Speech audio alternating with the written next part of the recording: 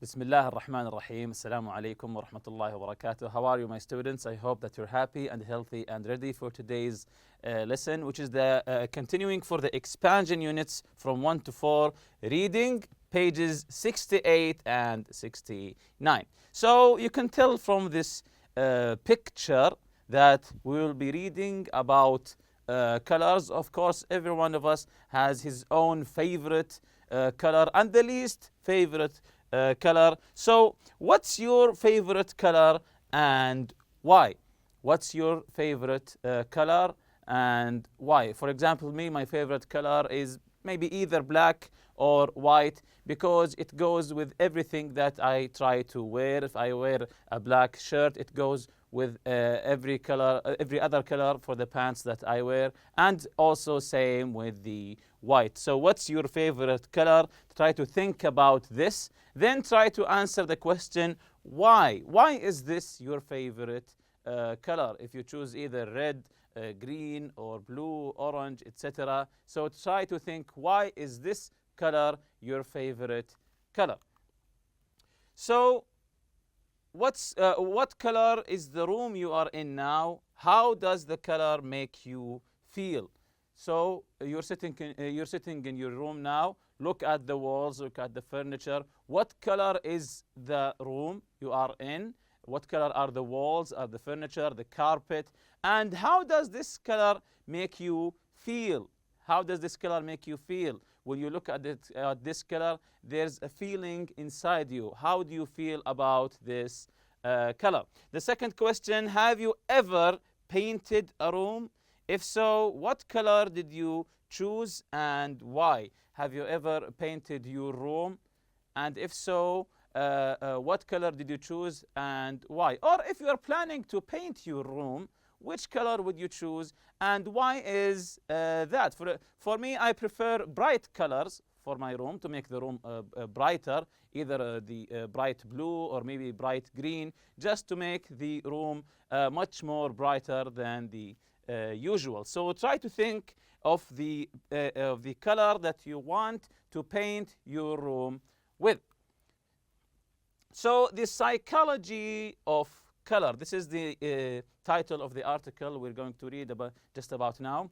The psychology of color. Of course, there is a whole science about colors and how do people react to colors. So there's a whole psychology about colors. So, for example, the question that I just asked you, which color would you paint your room with? There are specialists that choose for you because they are specialists, as I said, to choose the perfect color for you. So it's not an easy matter. The psychology of color. This is the article we're going to listen now. Let's listen to it together. I want you to imagine yourself in a room painted a light blue color. Now, imagine yourself in a vibrant red room. Do you think you would feel differently in each of these rooms? If you are like most people, you would feel calmer in the blue room and more energized in the red room. Why is this? Psychological studies have found that different colors can have different effects on mood and behavior. People have a tendency to associate colors with where these colors appear in nature. So, for example, without realizing it, we associate soft shades of blue with the sky and sea.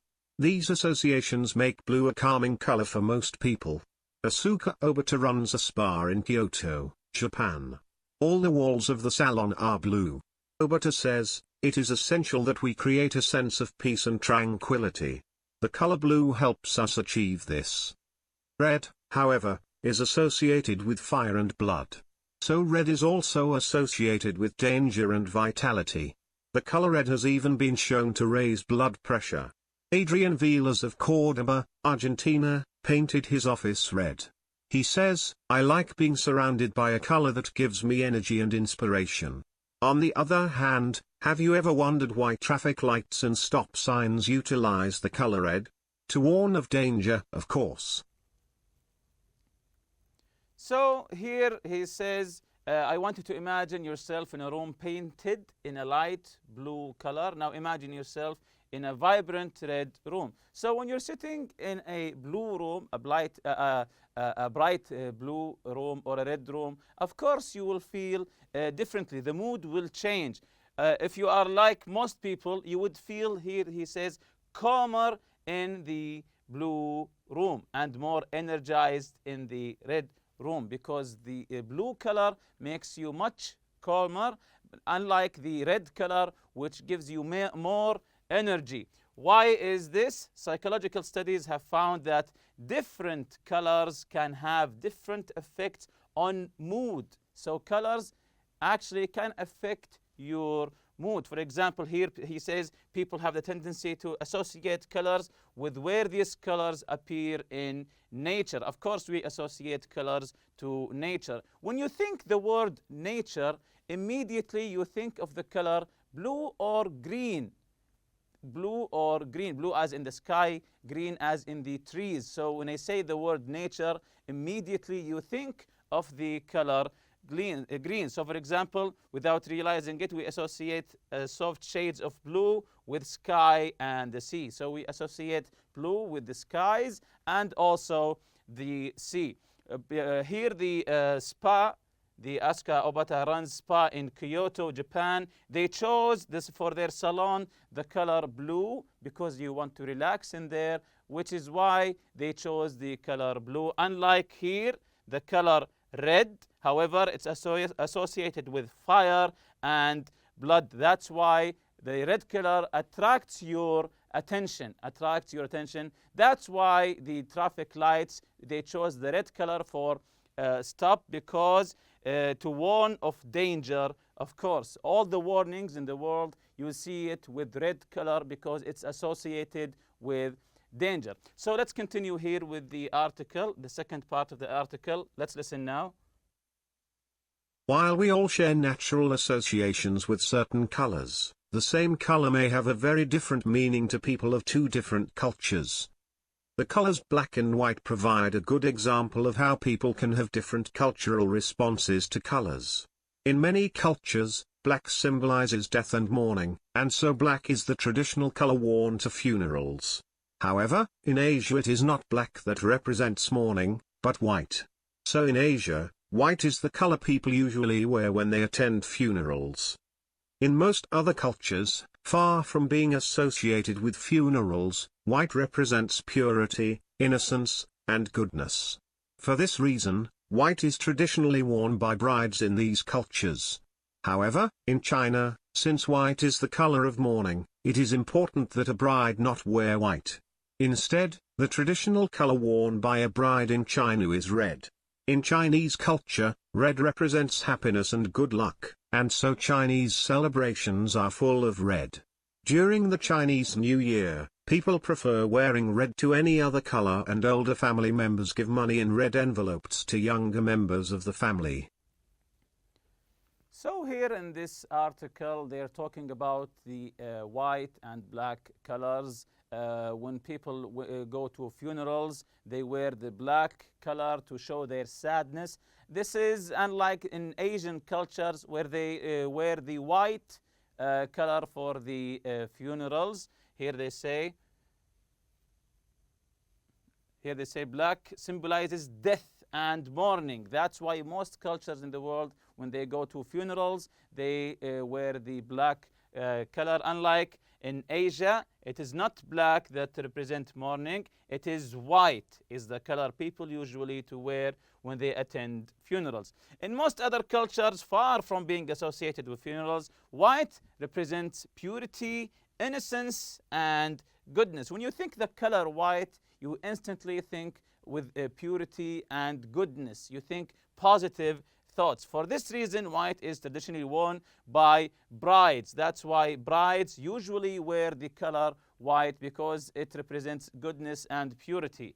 In those cultures, however, in China, since white is the color of mourning and funerals, it is important that the bride don't wear white. Instead, the traditional color worn by a bride in China is red. So, because in Asia, especially in China, they wear white to funerals. In the wedding, the bride wears red. In Chinese culture, red represents happiness and good luck. Red represents happiness and good luck. And so Chinese celebrations are full of red during the Chinese New Year. People prefer wearing red to any other color, and older family members give money in red envelopes to younger members of the family. Also, the Chinese flag is in the color red. So in China, it's different there. The white is for the funerals. The red is the red color represents the happiness. In their happy meetings, they give each other money in red envelopes. Let's continue with this article, the last part of the article. Clearly, the way we respond to color is a complicated business. You may think you are choosing a red shirt just because you like the color. But the truth is, you are probably responding to it based on what your brain, the environment, and your culture tell you about the color. So here, this is the conclusion. Clearly, the way we respond to color is complicated business. That's, as I said before, there's a whole science to how do we respond to different colors. It's a complicated business. It's not an easy one. You may think you are choosing a red shirt just because you like the color, but the truth is you are probably responding to it based on what your brain, the environment, and your culture tell you about the color. For example, here we like the color brown because it represents our culture, our desert, unlike maybe other cultures in different parts of the world. So here are some words like people often occur in families. Again, words, just like people, words have families. Often occur in families. Words are related to each other because they come from a common root. So each words come from the same root, and words have family. So here is, you see in this chart, we have the nouns and the verbs. Try to write the correct word in the correct place. For example, let's answer the first one together.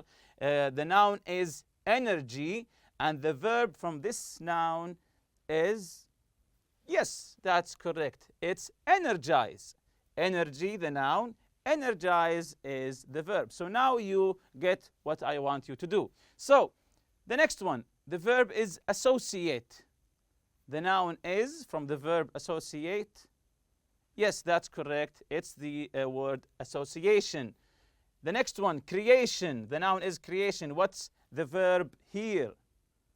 Yes, the verb is to create something. Create, creation, the same family.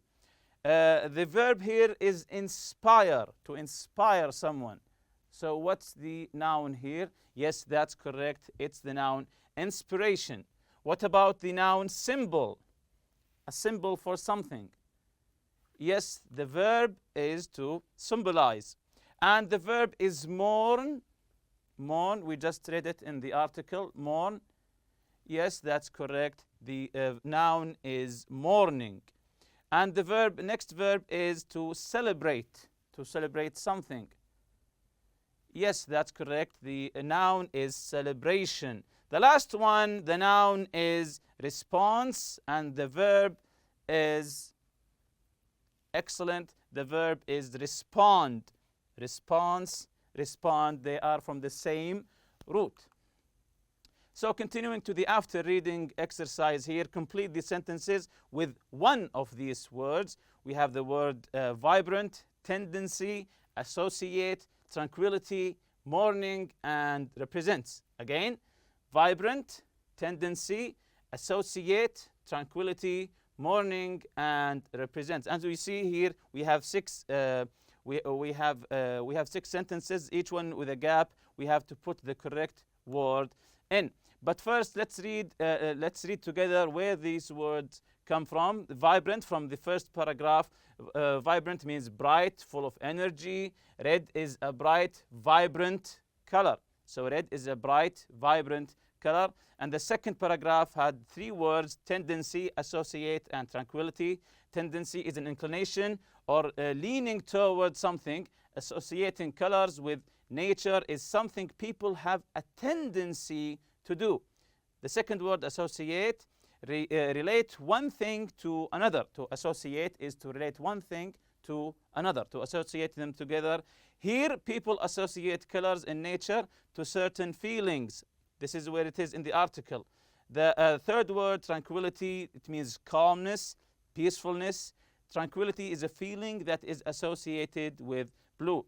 And you have the last two words in the fifth paragraph, the word mourning. Of course, mourning is the feeling of sadness when someone has died. Black represents mourning in most cultures, of course. Represents mean is a symbol of or stands for something. Represents is a symbol of or stands for something. Here, black represents death. So these are the meanings of the words and where they came from in the article. So the first one, the dove, peace to many people. The dove, peace to many people. Yes, the dove represents peace to many people. It's a symbol for peace. She was in after her friend died. After her friend died, yes, that's correct. She was in mourning after her friend died. She has to talk too loudly when she's on her cell phone. Excellent. She has a tendency to talk too loudly when she's on her cell phone. Number 4, the colors in this painting are so that it hurts my eyes. Yes, so vibrant, so bright that it hurts my eyes. I love the park in the early morning. Yes, I love the tranquility of the park in the early morning. And last one, number 6, after a while, the students learn to Wednesday with exams. Yes, to associate Wednesday with exams. So here, after reading the B exercise, answer the questions. The first one, where do the colors blue and red appear in nature?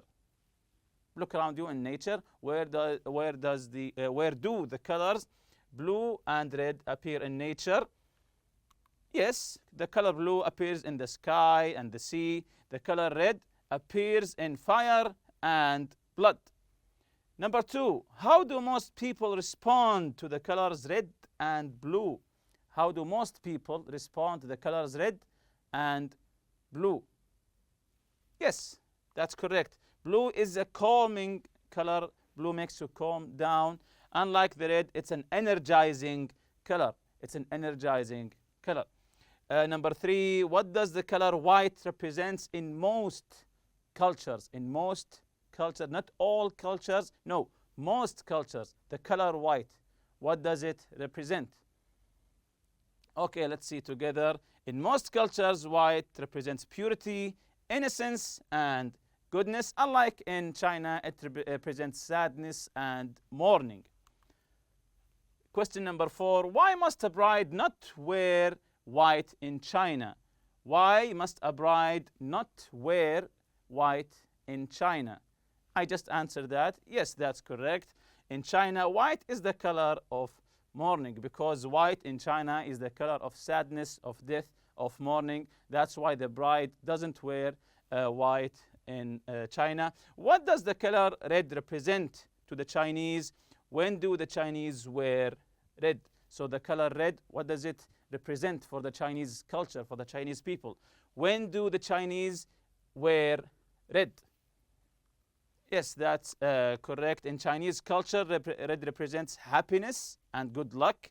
People wear red to celebrate the Chinese New Year. Also, the bride wears red in the Chinese culture. Here is a discussion. This is a chart you have to do by yourself. Write the information in the chart below. Use the chart to discuss colors and their effect on people in groups of 3 or 4. So divide yourselves in groups of 3 and 4 and try to answer this chart together and compare your answer. You are discussing colors here.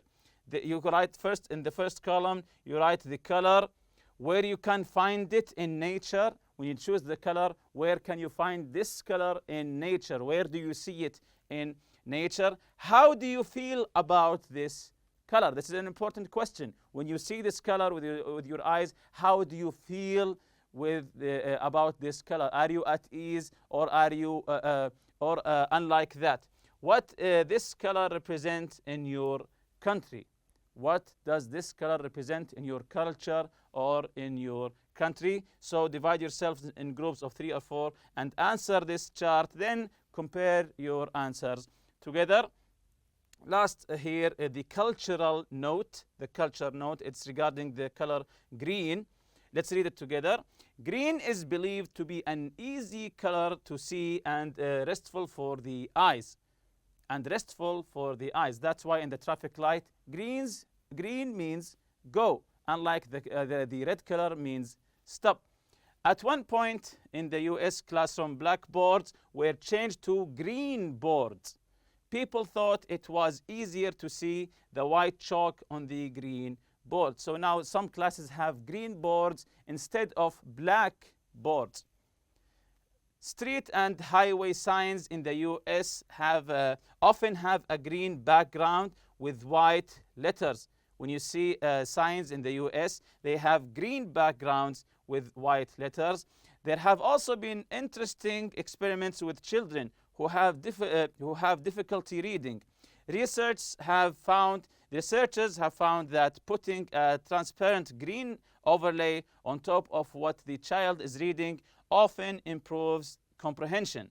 They believe the reason for this is that for some children, the white background is too reflective, and this makes it difficult for them to see the black letters. So they saw that when you put a green background and a white writing, it makes it much easier for the child to read and also to comprehend and understand. And with that, we reach the end of this lesson. Thank you for listening. See you next lesson, inshallah. سبحانك اللهم وبحمدك أشهد أن لا إله إلا أنت أستغفرك وأتوب إليك. السلام عليكم.